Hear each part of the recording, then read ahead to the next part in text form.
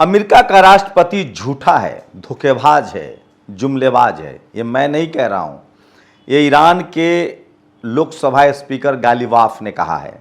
Ghalibaf ने एक interview में साफ कहा है कि जिस एमओयू पर दस्तखत हुआ है, अगर उसको अमेरिका नहीं मानता है तो हम युद्ध के लिए तैयार हैं। सोचिए, वहीं इजराइल की मुश्किलें अब धीरे धीरे बढ़ने लगी है। इजराइल के खिलाफ तुर्की खड़ा हो गया है। वहीं सारे खाड़ी देशों ने फैसला किया है कि अब इजराइल का अंत होना तय है। वहीं आईआरजीसी कमांडर ने कहा कि सिर्फ एक रात, ईरान ने कहा है कि सिर्फ एक रात चाहिए हमें और इजराइल नक्शे से खत्म हो जाएगा।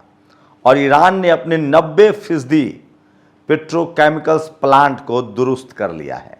यह सबसे बड़ी खबर है जिससे दुनिया चौंक रही है। सोचिए, डोनाल्ड ट्रंप ने क्या कहा। जैसे ही उसने फ्रांस में एमओयू पर दस्तखत किया, अपने देश जाकर बोला कि हम 1 सेंट की रकम नहीं देंगे, हम कोई पैसा नहीं देंगे, जबकि ये झूठ है। उसमें दस्तखत हुआ है $325 बिलियन का। और अब पूरी तरह से फिर से ईरान ने होर्मुज को बंद कर दिया है। न तेल आएगा न तेल जाएगा। दरअसल अमेरिका की जो नापाक कोशिश थी, उसकी जो साजिश थी, उसका अंदाजा ईरान को पहले से था।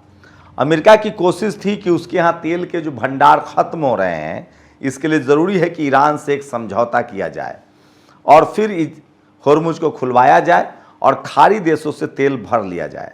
लेकिन ईरान जो है वो अमेरिका डाल है तो ईरान पात पात है। ईरान ने कहा कि ठीक है, समझौता हो गया। बात हुई कि ईरान धीरे धीरे होर्मुज खोलेगा और हम बैरिकेडिंग हटाएंगे। इसी दौरान अमेरिका के कुछ बड़े बड़े शिप निकलने लगे तेल लेकर, वो भी दूसरे रास्ते से, होर्मुज के दूसरे रास्ते से। ये देखकर ईरान समझ गया कि अमेरिका बड़ी साजिश रच रहा है। उसने पैसे नहीं दिए, बैरिकेडिंग नहीं हटाई और वो तेल ले जा रहा है, जिसके बाद 2 शिप को ईरान ने डुबा दिया। उसके बाद अमेरिका ने फिर हमले करने की कोशिश की। उसके बाद 20 ठिकानों पर, जो खासकर कुवैत और बहरीन के ठिकाने थे, उसको ईरान ने ध्वस्त कर दिया। उसके बाद उसके 5वें बेड़े को ईरान ने डुबा दिया समंदर में। सोचिए, 28 फरवरी से युद्ध शुरू हुआ था, 4 महीने का वक्त निकल चुका है, जुलाई आ गया है, लेकिन अमेरिका को अब भी ये नहीं लग रहा है कि वो ईरान को हरा पाएगा और वो झूठ मूठ के कोशिश कर रहा है। दरअसल डोनाल्ड ट्रंप अपने ही देश के लोगों को गुमराह कर रहा है।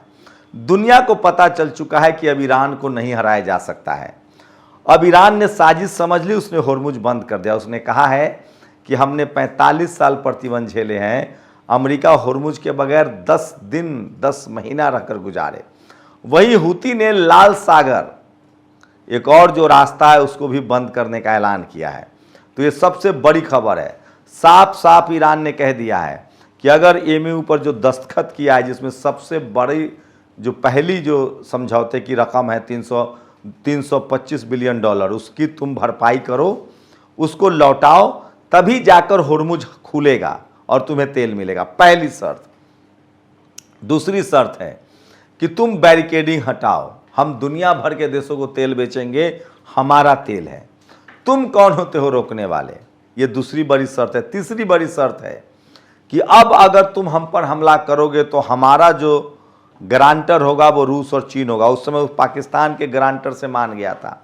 ईरान सीना ठोककर इस युद्ध के लिए तैयार है, लेकिन अमेरिका कुछ नहीं कर रहा है। डोनाल्ड ट्रंप सिर्फ अपने देशों को, लोगों को गुमराह कर रहा है। वो टीवी अखबार के जरिए फर्जी खबरें चला रहा है। और ईरान, कहा जा रहा है कि ईरान ने फिर से तेल बेचकर अपनी इकोनॉमी को दुरुस्त कर लिया है। उसके सारे रिफाइनरी 90% चालू हो गए हैं। इसका मतलब है कि ईरान के पास तकनीक की वो ताकत है जिसका अंदाजा दुनिया को नहीं था। ये 45 साल की ईरान की तैयारी है।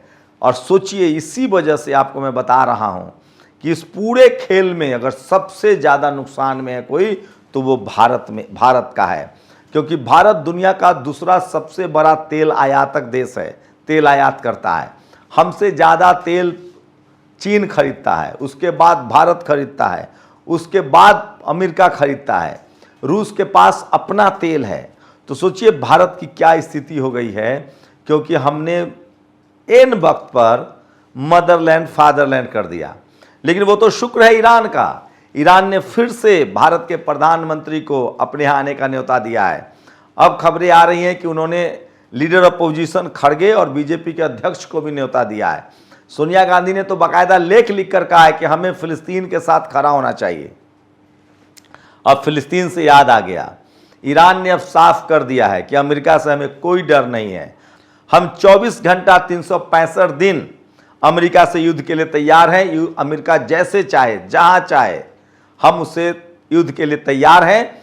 या तो वो जिसने एमयू पर दस्तखत किया है ट्रंप ने उसको माने, और नहीं तो हम युद्ध के लिए तैयार हैं।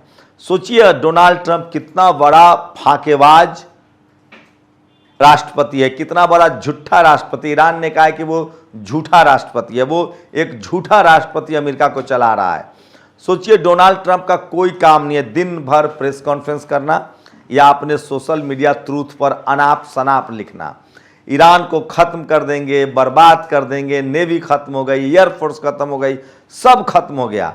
वहीं दूसरी तरफ इजराइल को लेकर अब खाड़ी देश जो है वो गोलबंद होने लगे हैं। अमेरिका ने कोशिश की थी कि अब्राहम एकॉर्ड के पर दस्तखत करवा लिए जाए, किसी खाड़ी देश ने दस्तखत नहीं किए। अब अमेरिका तुर्की को F-35 बेचने जा रहा है और उसी तुर्की ने कहा है कि अब इजराइल का लंबा आतंक हो गया, अब इजराइल के खात्मे के लिए हमें काम करना होगा। और धीरे धीरे सारे खाड़ी देशों ने लगभग सहमति जता दी है कि हमारे इलाके में इजराइल का रहना ठीक नहीं है। दरअसल इजराइल को अब तक खाड़ी देश इसलिए मुंह नहीं लगता था क्योंकि उसे लगता था कि ये अमेरिका का पार्टनर है, ये अमेरिका का बच्चा है, अमेरिका का इसके सिर पर हाथ है। लेकिन अब जब अमेरिका को ही ईरान ने पीट दिया है, हरा दिया है, तो इजराइल की कौन पूछने वाला है। और इजराइल का सपना था ग्रेटर इजराइल का, सोचिए। और यूनाइटेड नेशंस ने कहा है, जिसमें भारत के पूर्व जज बैठे हुए हैं, कि किसी भी देश को अब इजराइल को हथियार नहीं देना चाहिए। ईरान उन तमाम देशों के नाम जानता है जिन्होंने अमेरिका और इजराइल को हथियार दिए हैं। ईरान ने साफ कहा है कि हमसे क्या दुश्मनी थी, लेकिन ईरान फोकस कर रहा है। फिलहाल उसका फोकस है कि अमेरिका को करारा जवाब दिया जाए। अमेरिका लगातार कोशिश कर रहा है कि होर्मुज पर किसी तरह से कंट्रोल किया जाए, होर्मुज खुलवाया जाए, तेल लिया जाए, उसके बाद फिर से बड़ा हमला ईरान पर किया जाए। लेकिन ईरान पूरी तरह से सुरक्षित है। वही नॉर्थ कोरिया ने बड़ा बयान दिया है। किम जोंग उन ने कहा है कि अगर अमेरिका ने परमाणु बम से हमला किया ईरान पर तो हमारी बैलिस्टिक मिसाइलें, इंटरकॉन्टिनेंटल मिसाइलें जिसमें परमाणु वॉरहेड लगे हैं, वो अमेरिका की राजधानी पर फूटेंगे। सोचिए, फटेंगे। ये नॉर्थ कोरिया ने कहा है। दुनिया को पता है कि ईरान के साथ रूस, चीन और नॉर्थ कोरिया खड़ा है। ये सबसे बड़ी खबर है। और अब गल्फ देशों ने भी, ये भी ईरान के लिए एक अच्छी खबर है कि गल्फ कंट्रीज, खाड़ी देशों ने लगभग तय कर लिया है कि हमें ईरान से किसी भी कीमत पर युद्ध नहीं करना है। वही ईरान ने गल्फ कंट्रीज को साफ कहा है कि हम पड़ोसी देश हैं, हम एशिया के मुल्क हैं, हम खनिज संपदा वाले मुल्क हैं, हमें एक नेटो जैसी संस्था बनानी होगी। इसका मतलब है कि सारे जो खाड़ी देश हैं वो एक संस्था बनाने जा रहे हैं नेटो की तरह। और ये अमेरिका के लिए और खतरनाक खबर है। लेकिन सबसे जो बड़ी खबर है वो इजराइल के लिए है। इजराइल को लेकर अब तुर्की ने साफ कह दिया है कि अब हमें इजराइल बर्दाश्त नहीं है और अब हम सीधे हमला करेंगे इजराइल पर। वही खाड़ी देशों ने भी, सऊदी अरेबिया ने कहा है, संयुक्त अरब अमीरात ने कहा है कि इजराइल ने जिस तरह का नरसंहार किया है फिलिस्तीन में, गजा में, वेस्ट बैंक में, वो हमें बर्दाश्त नहीं है और हम किसी भी कीमत पर इजराइल को सबक सिखाएंगे। तो खामनेई ने अपनी शहादत से पहले जो कहा था कि हम इजराइल को नक्शे से गायब कर देंगे, ईरान सिर्फ वेट कर रहा है। अगर अमेरिका ने समझौता को तोड़ दिया, नहीं माना, तो इजराइल पर बड़ा हमला होगा। सोचिए, 1 करोड़ इजरायली की जिंदगी खतरे में है। मैं फिर कह रहा हूं, 2 सनकी राष्ट्रपति और प्रधानमंत्री, बेंजामिन नेतन्याहू और उसके बाद राष्ट्रपति ट्रंप ने, सोचिए, दुनिया की अर्थव्यवस्था को चौपट कर दिया है। साथ ही अपने अपने देशों को, अमेरिका की तो पूरी बात साथ खत्म हो गई। अमेरिका की इकॉनमी अब डूब जाएगी क्योंकि उसका पेट्रो डॉलर कारोबार, खाड़ी देशों में जो उसका कारोबार था वो चौपट हो गया है। उसके हथियारों का जो कारोबार था उसका भट्ठा बैठ गया है। दुनिया का कोई भी देश अब अमेरिका का महंगा हथियार खरीदने के लिए तैयार नहीं है। इस युद्ध में अमेरिका के सारे युद्धपोत फेल हुए, इस युद्ध में अमेरिका के सारे जेट फेल हुए, इस युद्ध में अमेरिका के सारे रडार फेल हुए, इस युद्ध में अमेरिका के सारी वायु रक्षा प्रणाली फेल हुई। इस युद्ध में अमेरिका ने यह भी दिख गया कि उसके पास कोई इंटरकॉन्टिनेंटल बड़ा मिसाइल नहीं है। इसका मतलब है कि अमेरिका इस युद्ध से पीछे हट चुका है। अब सवाल है कि इजराइल को कौन बचाएगा। तो चारों तरफ से खाड़ी देश इजराइल की घेराबंदी कर रहे हैं। ईरान ने साफ कह दिया है कि जो MOU पर दस्तखत हुआ है, जो समझौते पर ट्रंप ने दस्तखत किया है, उससे 1 इंच भी आगे पीछे हम नहीं हटेंगे, और नहीं तो हम युद्ध के लिए तैयार हैं। तो समझिए, डोनाल्ड ट्रंप ने जहां अमेरिका को तहस नहस कर दिया है राष्ट्रवाद के नाम पर, बेंजामिन नेतन्याहू ने इजराइल को बर्बाद कर दिया है। और दुनिया देख रही है। ईरान एक नेता चाहे तो आपको ईरान बना सकता है, और एक नेता चाहे तो आपको अमेरिका और इजराइल बना सकता है। आपको बताइए कि कौन नेता अपने देश के लिए ज्यादा बेहतर काम करके गया है, खामनेई जिसने शहादत दी, या ट्रंप और बेंजामिन नेतन्याहू जो सत्ता के लिए अपने ही देश को युद्ध में और अपने ही नागरिकों को झूठ परोस रहा है। आपकी राय बहुत जरूरी है। शुक्रिया। नेशनल दस्तक की आपसे गुजारिश है कि अगर इसको बचाना चाहते हैं तो नेशनल दस्तक को सब्सक्राइब करने के लिए रेड कलर के सब्सक्राइब बटन को दबाएं, फिर बेल आइकन की घंटी दबाएं। नेशनल दस्तक को बचाने के लिए बहुत जरूरी है कि हर खबर को शेयर करें, लाइक करें, कमेंट जरूर करें।